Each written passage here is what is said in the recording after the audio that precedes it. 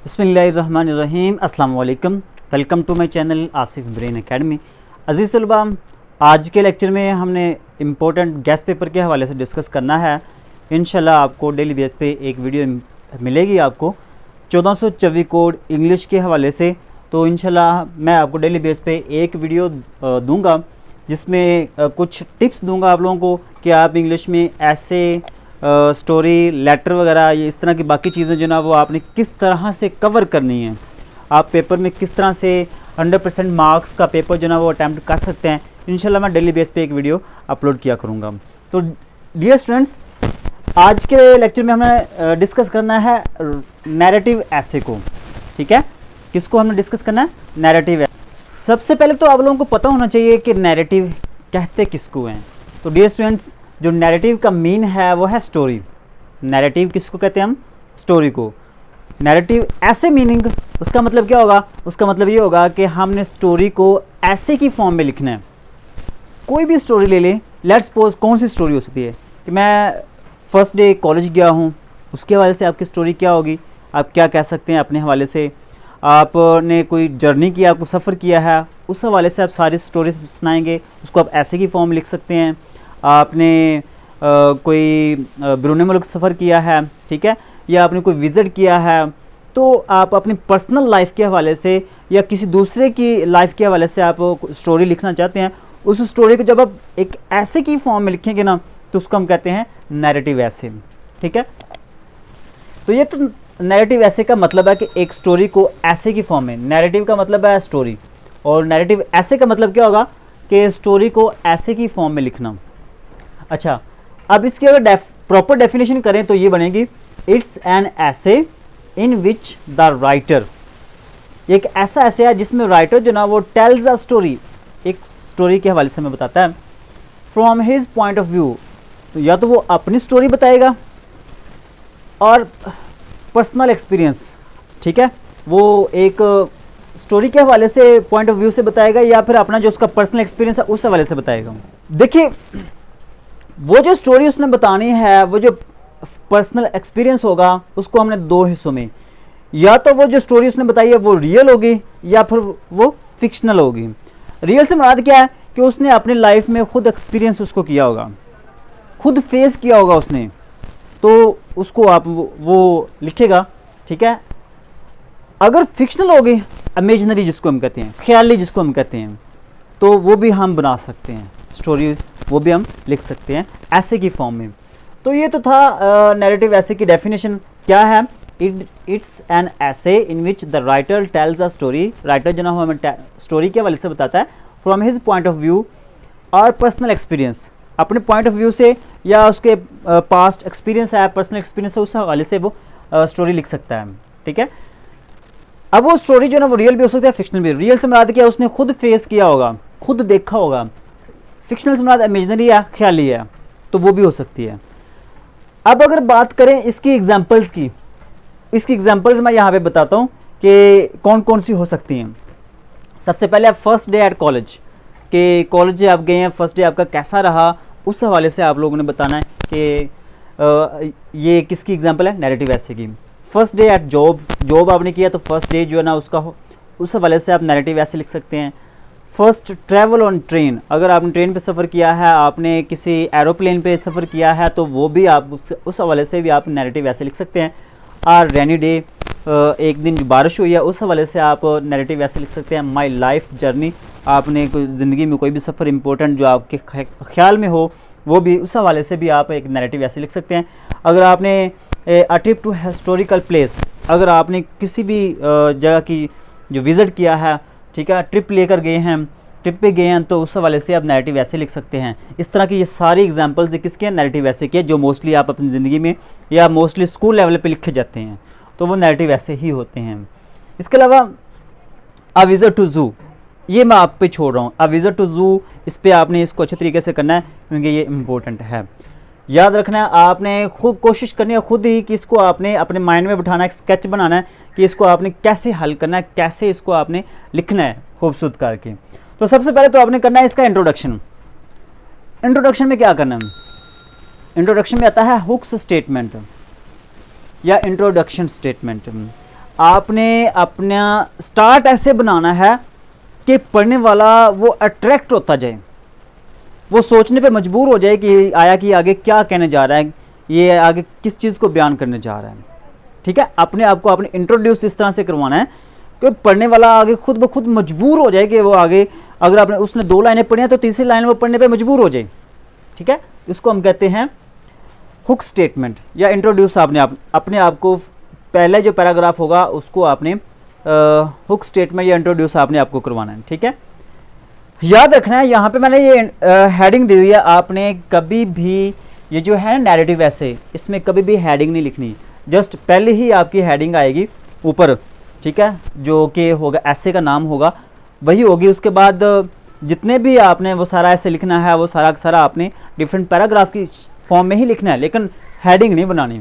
ये बात आप लोगों ने याद रखनी है। ठीक है, हेडिंग नहीं लिखनी जैसे मैंने यहाँ पे लिखा है, लेकिन मैंने तो ये है आपको समझाने के लिए किया है, पार्ट्स बनाए हैं इसके। ठीक है, तो इंट्रोडक्शन में आपने पहले क्या करना है, इंट्रोडक्शन के हवाले से आपका एक पैराग्राफ होगा, उसमें आपने बताना है, इंट्रोड्यूस करवाना अपने आप को। ठीक है, कि आप कहने क्या जा रहे हैं।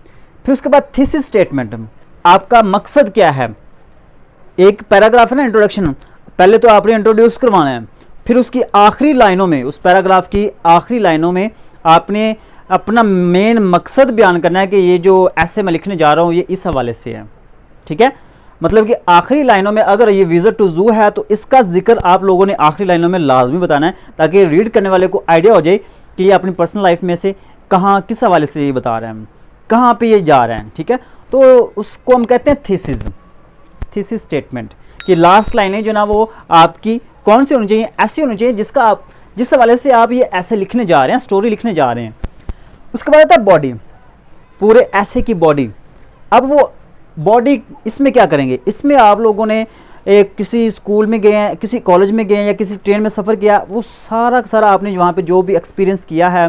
ठीक है, लेट्स सपोज आप कॉलेज गए हैं, तो कॉलेज जाते ही आपको माहौल कैसा लगा, आपको लोग कैसे लगे, ठीक है, उनका बिहेवियर कैसा था, तो ये सारी चीज़ें ये बॉडी में आएंगी। ठीक है, बॉडी में सारा जितने भी आपने उस वहाँ पे एक्सपीरियंस किया होगा, वहाँ पे अपनी चीज़ें देखी होंगी। ठीक है, तो उसको सारा आपने यहाँ पे बॉडी में एक्सप्लेन करना है, डिटेल से आपने लिखना है। ठीक है, इसको आप जितना लेंथी बना सकते हैं बना सकते हैं। एंड पे जो एंड वाला पैराग्राफ होगा वो कंक्लूजन के हवाले से होगा, आपने कंक्लूड करना है ऐसे को।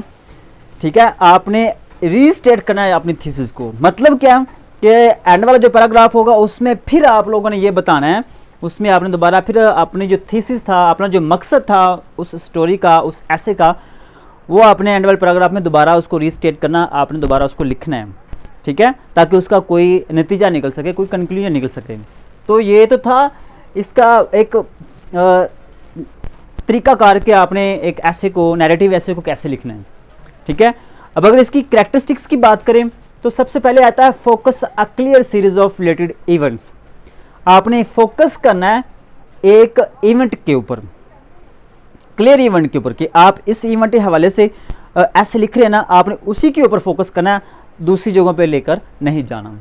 दूसरे नंबर पे है सेटिंग विद स्पेसिफिक डिटेल। आपने उस इवेंट के हवाले से, उसी इवेंट के हवाले से आपने सारी डिटेल लिखनी है, दूसरे इवेंट की तरफ नहीं जाना। ठीक है, अगर आप जू का विजिट कर रहे हैं ना, तो आप जस्ट जू के हवाले से सारे इवेंट्स लिखेंगे, जो भी चीज़ लिखेंगे आप जू के हवाले से, किसी दूसरे हवाले से नहीं लिखेंगे। ठीक है, तो स्पेसिफिक डिटेल आपने लिखनी है उसी हवाले से, उस इवेंट के हवाले से। उसके बाद ऑर्डर इवेंट्स क्लियरली, याद रखना है आपने एक तरतीब देनी है। ठीक है, अगर आपने कॉलेज का विजिट किया ना, तो आपने ऐसे लिखना, तो उसको एक तरतीब से लिखना आपने। अब ये नहीं कह सकते कि दरमियान वाली जो चीज़ थी वो आप उसको पहले लिख लें, जो पहले वाली थी वो दरमियान में लिख लें, ऐसा नहीं होगा। आपने एक उसको अरेंज करना है, पूरे अपने माइंड में उसका एक स्केच बनाना है आप लोगों ने। ठीक है, कि show events rather than just telling about them, कि आपने जब अपना ऐसे लिखना ना, ऐसे में आप लोगों ने चीज़ों को ऐसे एक्सप्रेस करना है। ठीक है, अपनी जर्नी को आपने ऐसे एक्सप्रेस करना है, अपनी स्टोरी को ऐसे एक्सप्रेस करना है कि पढ़ने वाले को लगे कि वाकई एक अरेंजमेंट, एक तरतीब है, और उसको लगे कि ये वाकई हकीकत में ऐसा हो रहा है, रियली ऐसा हो रहा है। ठीक है, आपने उसको ऐसे एक्सप्रेस करना है। ठीक है, तो इवेंट्स को ऐसे आपने लिखना है, ऐसे बयान करना है कि वो लगे वाकई हो रहा है, बजाय इसके कि वो सिर्फ आप स्टोरी बता रहे हैं। ऐसा नहीं, आप लिखें ऐसे अपनी तरफ से कि उस स्टोरी को ऐसा तरतीब दें कि पढ़ने वाले को लगे कि वाकई रियली ऐसा हो रहा है, मेरे साथ भी ऐसा हो रहा है। उसके बाद आता है यूनिटी। यूनिटी का मतलब क्या है कि आप जो भी ऐसे लिखेंगे ना, उस ऐसे का एक पर्पज़ होता है। लेट्स सपोज अगर आप यहाँ पे विजिट टू जू कर रहे हैं ना, तो आपने जितने भी पैराग्राफ लिखने हैं, जितने भी सेंटेंसेस लिखने हैं, अगर आपने एक सेंटेंस लिखा है ना, तो दूसरा सेंटेंस जब लिखेंगे तो उसका ताल्लुक पहले सेंटेंस से लाजमी होना चाहिए, एक दूसरे के साथ ये कनेक्शन इनका होना चाहिए। अगर कनेक्शन नहीं ना होगा तो उस वक्त वो जो ऐसे है ना, वो ऐसे आप गलत डायरेक्शन में ले जा रहे होंगे, ठीक है, वो सही नहीं होगा। तो जो ऐसे के जो सेंटेंसेस है, जो पूरा ऐसे होगा, उसमें यूनिटी होनी चाहिए। उसमें आप जितने भी सेंटेंसेस, जितनी भी लाइनें हैं उनका, जितने भी पैराग्राफ हैं उनका एक दूसरे के साथ कनेक्शन होना चाहिए।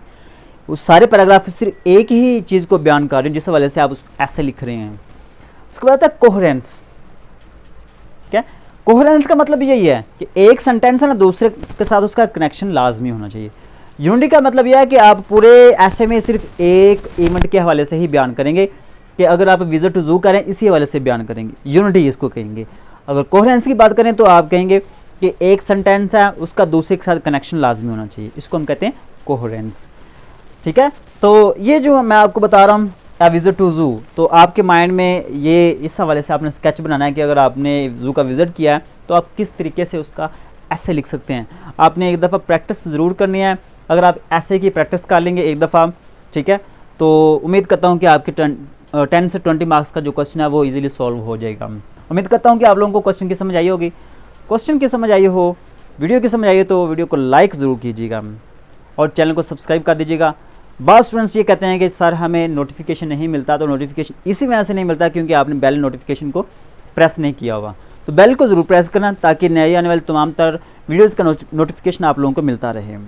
तो बेस्ट ऑफ लक, अल्लाह नेगेबान।